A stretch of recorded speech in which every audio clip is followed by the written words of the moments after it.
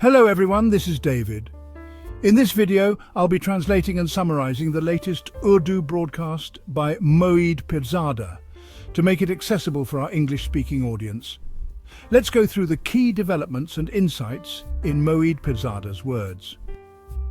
You've been hearing for several hours now that a major positive development has come out of the United States, and it really is big news, it's significant, but I want to explain why it's being called a positive development. Many are saying a major positive story has emerged from America, and that story is this. The Lantos Human Rights Commission, a very prestigious and long-standing commission in the US Congress, has decided to launch proceedings regarding human rights violations related to Pakistan, particularly concerning transnational repression faced by the Pakistani American community. Most of you listening are in the US and Canada, so you'll know what I mean when I talk about repression. The Lantos Commission will now begin recording testimonies, written statements from people who want to share their experiences. Soon a date will be announced for the Commission's hearings. When that happens, I'll bring you all the details. The co-chair of the Commission is Congressman Jim McGovern, who has had a lot of engagement with the Pakistani community.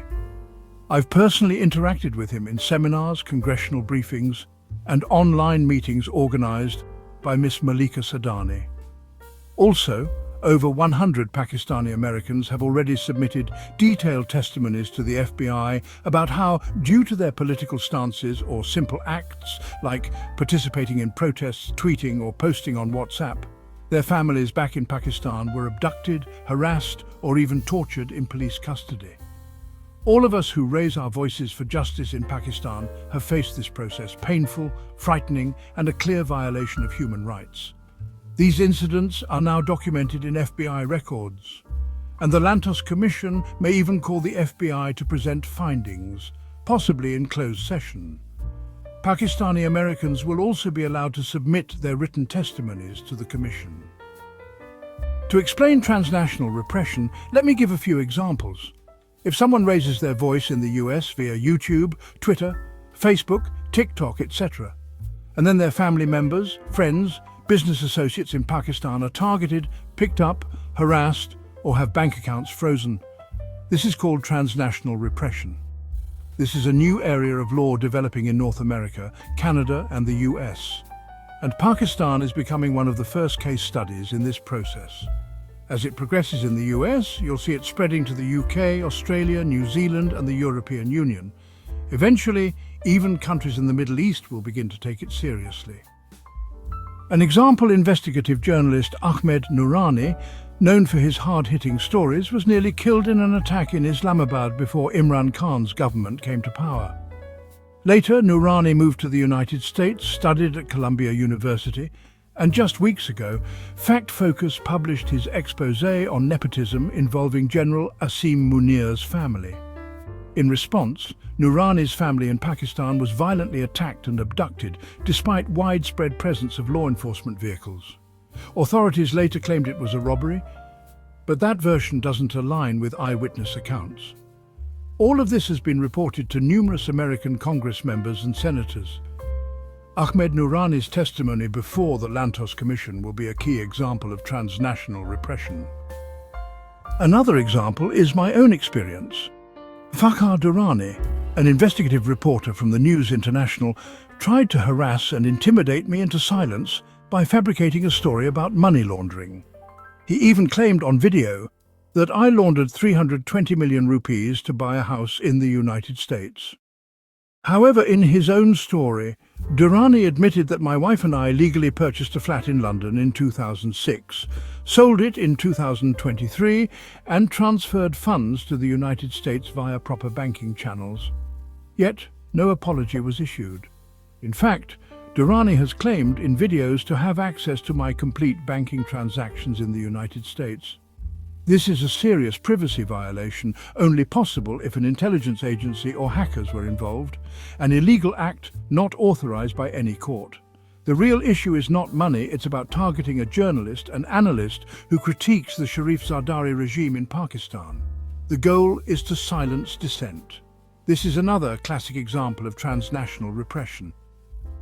Now, Those of you who have already submitted testimony to the FBI will soon receive instructions on how to provide written statements to the Lantos Commission. Don't worry, you can submit confidentially if you prefer anonymity. You simply need to state what happened. For example, I tweeted something and then my family in Pakistan was harassed. These testimonies will be valuable contributions. Many of you hesitate or fear consequences, but this is a God-given opportunity to hold perpetrators accountable and support the development of international law. You're not naming Pakistan's army chief or DG/ISI, you're documenting which specific police officer, DC or official harassed your relatives. Once this is documented, those individuals may face visa bans or have their foreign assets seized. This is part of a growing body of international law intended to push back against repression and human rights abuses.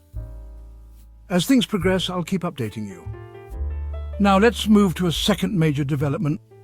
In North Waziristan's Mir Ali district, people have been protesting since May 19th after a mysterious drone strike killed several children. The ISPR, or Inter-Services Public Relations, claims no such strike occurred and labels it as Indian propaganda. But many eyewitnesses insist the drone strike did happen. The area has been under internet and mobile service blackout imposed by the government. Protesters have warned that if the blackout isn't lifted by midnight, they will cut power and communication lines to nearby military cantonments. This marks a dangerous moment. Just a few years ago, we couldn't imagine people threatening military cantonments. It's the result of long-standing public resentment and institutional overreach. Protesters have several demands: compensation for the deceased children and civilians, acknowledgement of the mistake, formation of an inquiry commission, and a halt to drone strikes in the region. At least the first few demands could be accepted to de-escalate the situation. Unfortunately, the government's current approach, led by Chaudhry Nizamuddin, appears to be one of continuous escalation rather than reconciliation. Finally, let me reflect on history.